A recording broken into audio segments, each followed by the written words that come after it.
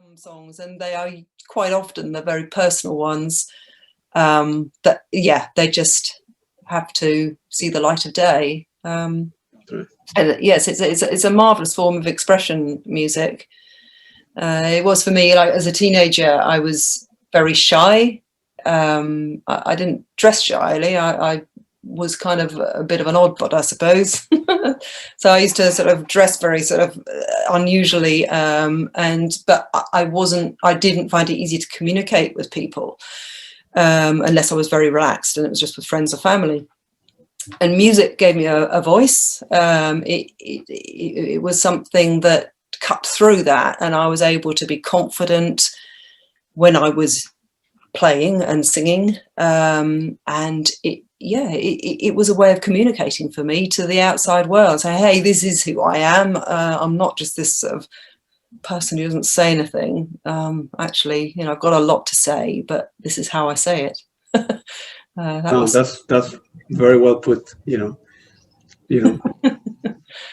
Yeah. Should write that on the website. Yeah, I should really. Yeah. What about Shadow? That's another beautiful piece. Shadow. Yes, Shadow. I wrote that quite quickly. Actually, that was one of the songs that just sort of came to me quite quickly. I was doing a counselling course at the time when I originally wrote that. Like I say, I like to have lots of strings to my bow. I'm interested in so many different things, and that was a fascinating course. And again, helping people, and I got very interested in Carl Jung and his theories and philosophy, and it was all about the shadow and everybody's shadow, and that essentially is what that song is about. And it was about, my own shadow. But again, I do like to write a song that can relate, that lots of people can relate to. So I try not to make them too personal in the way they're written, so that, lots of people can kind of make their own story around it. So yeah, that's where Shadow came from originally. Yeah. I'm surprised that you mentioned Carl Gustav Jung, because I know his work very good. I mean, he's a hero of mine. Yeah. And as a matter of fact, this year, we were, of course, a year ago we didn't know about the COVID and but I wanted to go to Switzerland and visit his house in Kochsnach and visit his grave, and visit Hermann Hesse grave, also Nietzsche. They're very in that part of Switzerland, and I wanted to visit his house near the lake, because he has a lot of inscriptions in Latin that I wanted to take some pictures. Yeah, I know. Although I'm an engineer, right? I'm nothing to do with music. Okay. I study a lot of psychology, and Carl Gustav Jung was a hero of mine. So I have studied, the archetype, anima, and animus, and all the stuff he did in collective unconscious. And he was way, and look at the importance of religion. Also, he was very ahead of his time by far. He was. Yeah. Some people, like, talking about a little bit of psychology. So Carl, like Abraham Maslow, right, put a theory of serving people.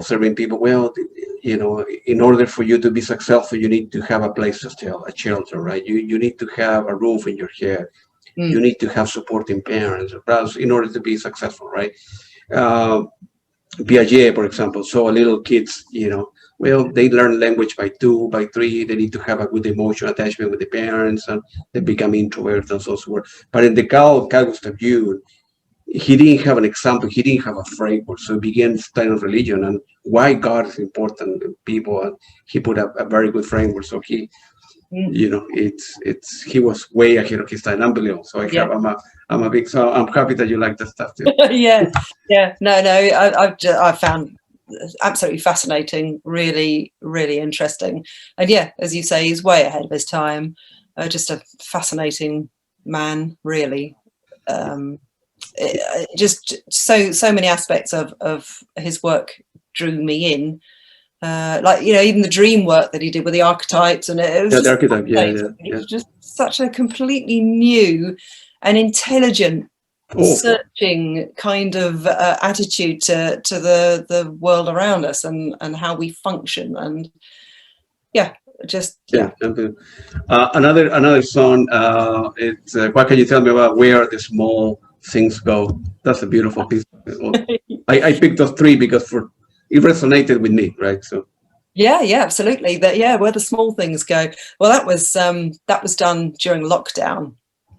I'd been talking to Steve and Joe, and we've been talking about sort of everything kind of stopping, what we're going to do about music, and I think that Steve was getting very frustrated anyway with not being able to do what he wanted to do, and he was putting out some music at the time, these little mini tracks that he was doing, and putting them up on the internet, for, you know, which was a really good idea for people to have sort of little bits and pieces to listen to, just little sort of short clips. And so I said to him, well, why don't you send something over to me and I'll do work on it at this end. I'm not an engineer, but I do know enough to just put some simple stuff together. So seemed like a good idea. So he did this wonderful little piece of guitar work, which sounds a little bit, I think it's got bits of House of the Fawn in it, but it's not exactly House of the Fawn. And he sent that over, or Joe sent it over to me, and I put it on my system and played around with some vocal ideas. And that, again, that was quite a quick track to come together. The music just suggested that kind of magical quality that the song has, just something very ethereal, something with a childlike quality to it, magical sort of little sort of cozy corner sort of magic to it, so I laid down some vocal tracks and mixed it all and put it up on YouTube. YouTube, right? It was a beautiful piece. I really like it. What about I was listening in Spotify last night, the Harmony for Elephant. I think it's an album for 2018 that you wrote and recorded a track for kind of charity work, you know, Harmony for Elephant. Feel free to elaborate on why that is important to you, and then why that came together, how they came together. Well, that was Leslie Wood, as she was at the time. She was putting together this album, and I knew that she had approached Steve for it, and Rob Townsend she'd approached at that point. I'm not sure, I can't remember who else. And it was before a gig I was chatting to her, and we thought it'd be a good idea for me to do something for that album as well. So I said, yeah, I'd love, definitely would be something I'd like to do. I mean, we all love elephants, don't we? They're just wonderful, wonderful creatures. So that was, it was a double thing for me. Any excuse to do a song that somebody wants to use, plus an elephant charity. So it was going to be, it was put together with all Leslie's fantastic photographs for the whole package, and that was a really enjoyable one to do, and it was a challenge because it was for a particular project, so it wasn't something I could just sort of let my mind wander and do what I wanted. I had to think, right, what am I going to do here? And I did it very much right from the elephant's point of view, so it was, the elephant and the herd, from kind of almost like we are the herd, that's what we are one. So it was, I tried to just give that feeling of the elephants, and a bit of the kind of the threat, but the communal feel, and the music again had that sort of pathos in it, very kind of, it goes into very delicate patches, because although elephants are huge, cumbersome creatures, they're also incredibly delicate, sensitive, and I wanted to sort of get that across as well. So yeah, I was pleased with that track. I did it, that start to finish, it was all my own work, and I was really quite pleased with how that turned out. It's a beautiful album. And not only I listened to your particular piece, but the whole thing last night. Oh, yeah, there's some fantastic music on that. I think that the track that Nick Magnus did, I think, is just exceptional. On there, it's beautiful. But I mean, everybody's work on there, I think, it's amazing that album works so well, because they're so different. I mean, like Rob Townsend's take on it. It's just, you can see almost these baby elephants sort of falling over and clumping about. It's just inspired. Everybody's got their own take on one subject, and it's so varied. Some real tear-jerking stuff to something that makes you laugh. So yeah, I love that album. It's so much good stuff. And also I listened to another piece that you have. I think it's one song in an album, I think, called New Pragmatics. Yes. Sarastro Blake. I didn't know who he was. I'm sorry, my ignorance. I didn't know Sarastro Blake that. So I look at, the Spotify, your stuff you do, and all the stuff, and that song is different, but it's very, very nice too. Yes, it's a lovely track, that one. Again, yeah, that was really nice to do the harmonies on that as well. I do love fiddling around with harmonies. So if anybody says, "Oh, would you like to do some vocal?" I'm like, "Oh yeah," and then it comes back with a whole load of harmonies I've done on it, and I think, yeah, he was really pleased with that, which was good, because I'm never quite sure if anyone wants that much vocal on things. But yeah, I think that that's a lovely track, and the whole album again is really worth listening to. So that was one of my very sort of early prog collaborations of doing it over, like, over a distance. So doing it and then sending it over the internet, that was sort of quite, that was a few years back now, that one. But I was pleased with that. I think about 4 years ago, you were part of a cover band, I think, for Heart. Is that correct? Yeah. A tribute band. You were at Nancy, I think you were. That's right. I was Nancy. Oh, that was great fun, that band. We had such a laugh. That was really good, because it was like an opportunity for me to get back to the old rock roots as well, and fling my hair around and just pose on stage and just be sort of just really ham it up. And again, there were such a fun group of people. And Lisa as Anne Wilson.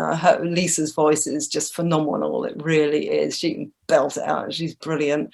So yeah, that was really good fun. I mean, it didn't last very long because we were all busy, and it was just difficult to keep it going. But while it lasted, it was a good laugh, and it was a good band. We did churn out some really good music.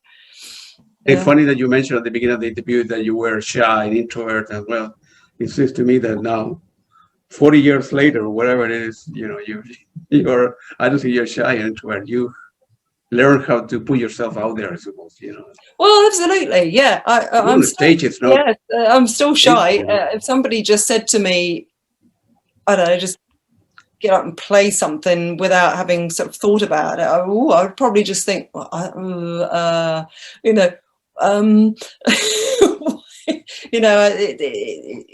think that we have, to be a bit Jungian, we have our personas and we have our ways of operating in the world, and we learn, some people find it very easy to be out there, hey, and some people don't, and all shades in between. And I think that yeah, I'm a lot less shy than I used to be, but I still can be quite, you know, in an environment where I'm not familiar with or not entirely comfortable, I can be quite quiet.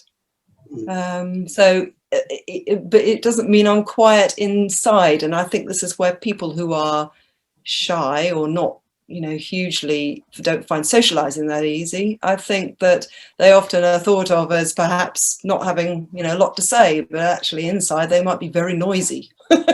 And I think music's a great way to get that noise out. Yeah, beautiful, excellent way you put it. Inside they're noisy, right? Absolutely. Yeah, yeah. Yeah. People, I suppose that people from a psychological point of view, people need to find their own way to express themselves, right? So music happens to be yours. Yeah. Yeah. And it's a beautiful things. You know, we can put personas for so long, but eventually you travel outside your head because you may get married to somebody or date somebody, whatever, and you could become somebody else's. You could live somebody else's life. So eventually you need to become Amanda, who you really are, right? So easy for me to say that. Yes, to be actually who we are, not pretending to be somebody else. Otherwise, you live somebody else's life. Easier to say than done, I suppose.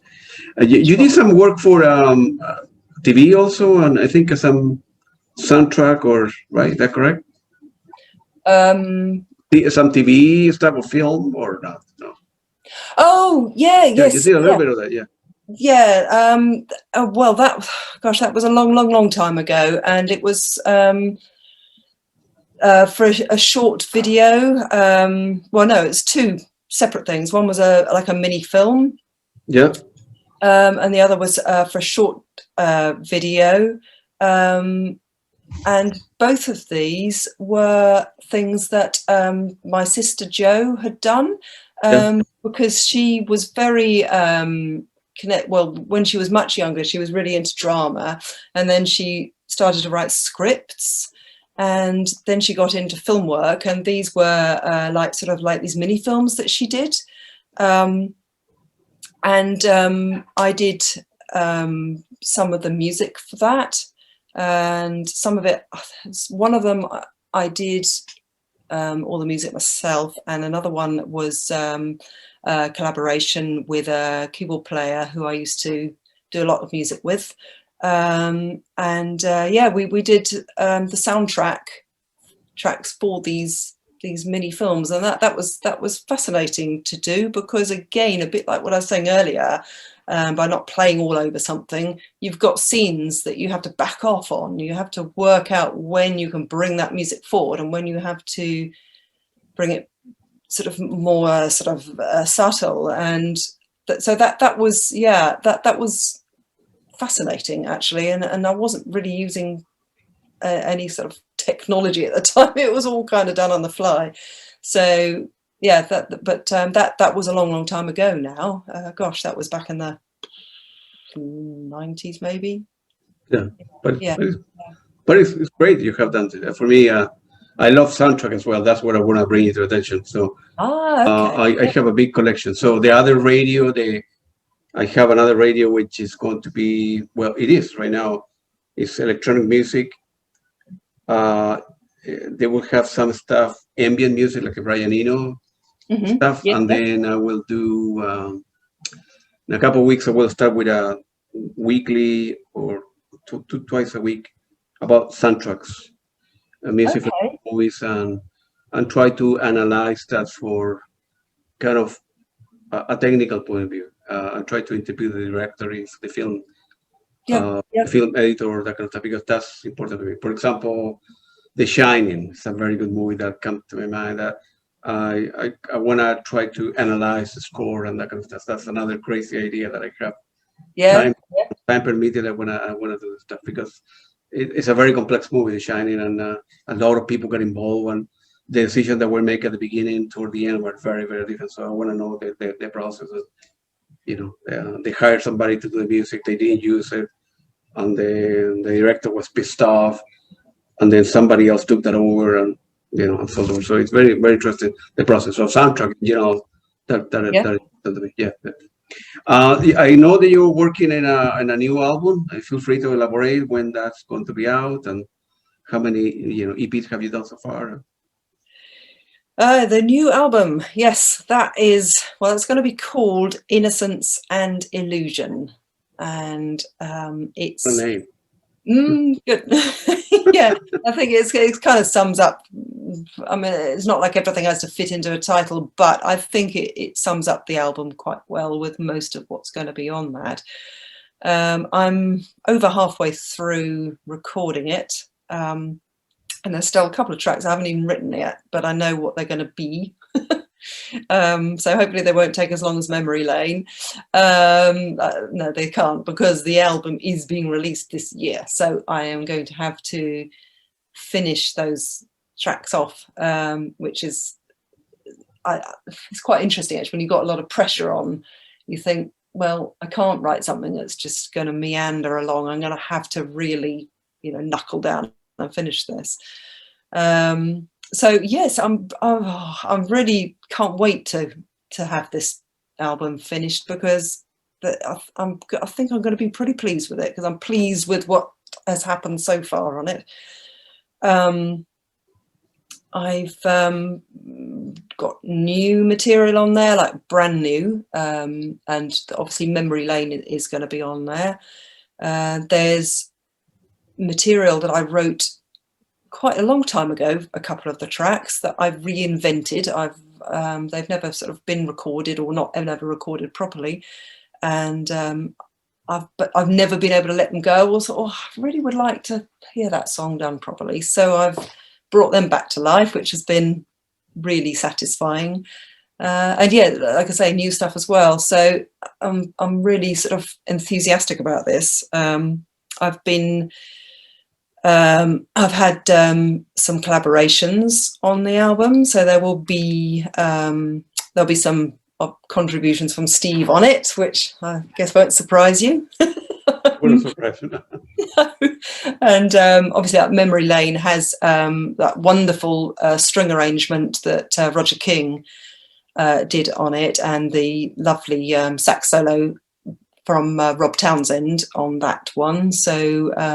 And I'm also collaborating with Nick Magnus. He on one of the old songs that I regurgitated, that I put down all the my vocal and guitar on of that, and then sent it over to Nick, who played around with it, and we discussed an orchestrally kind of instrumental, and I explained to him what I wanted to do and put down some rough ideas, and well, what he came back with was just like magic, because it was like, wow, how did you read my mind there? It was just amazing what he came back with. So it's all very exciting, and I just can't wait to get it out to people, basically. Yeah. And then hopefully, you will be to tour, right? With that, again, presented a new material and do some gigs in the UK and other cities as well, hopefully, right? So. It would be very nice. It's I don't know when I'd be able to do that, because at the moment I'm still needed in parental capacity. And obviously, if I put a band together, that would take a lot of time and a lot of energy, which I would love to do, but right now isn't a possibility in the practical sense. But life moves on, and who knows, that is something that in theory I'd love to do. Yeah. To do when you are at home right now, everybody's at home more, and yes. When you're not listening to your stuff, music, or Steve stuff or Genesis stuff, what kind of music do you listen to? You have like a big CD collection, a big vinyl collection at home. Yeah. You listen to stuff, a particular band that you like more now? Oh golly, well, I always put you on the spot. Yeah, no. Oh, I've got a playlist on the old Alexa, and there's just so much stuff on there that ranges from some really old music to some really modern music, and all in between. I couldn't really pick out tracks because it would sort of say, oh, this is what I'm listening to, or that's what I'm listening to. I listen to so many different things. I like to delve into all sorts of different music. I mean, even, like I say, even stuff that's really up to date. I don't like to reject music at all, just because, you know, I don't want to sound like, oh, you know, what young people listen to, it's all this, oh, there's no melody anymore. Actually, if you really listen to some of that stuff and get a bit familiar and tune into it, there's some good stuff out there. Oh, yeah. I don't like to reject anything. So I listen to all sorts of music, and it depends on my mood. I'm very affected by music. So what I can really want to listen to on one day that might be quite emotional music, on another day I think, oh, I don't know, I think that will be too deep for me today. I think that music is for so many different moods. So what I choose to listen to really does depend on what my mood is at the time. That sounds like I'm moody, doesn't it? I don't think I'm particularly moody, but Are you? Don't give me the date. The date that you were born, but are you a Gemini by any chance? Or? No, I'm not. I'm a Leo. I'm Leo Lioness, me. And no, not the two Geminis. So the last question is where, feel free to mention your website where people can, buy your music, and then feel free to elaborate when. You don't know when the record is going to be out, but as a closing statement there with your website and where people can buy your music or listen to your stuff. Yeah. Well, my website is amandalehmann.co.uk, and you can, obviously, anything important that is happening will go up on that. I'm also on Facebook. If you look me up on Facebook, Amanda Lehmann. Amanda Lehmann Music is my kind of music page on there. I'm on Twitter as well, Amanda Lehmann 25. You can look me up on Twitter. I will be regularly posting updates about the album and associated musical stuff, and the occasional post about a dog or whatever.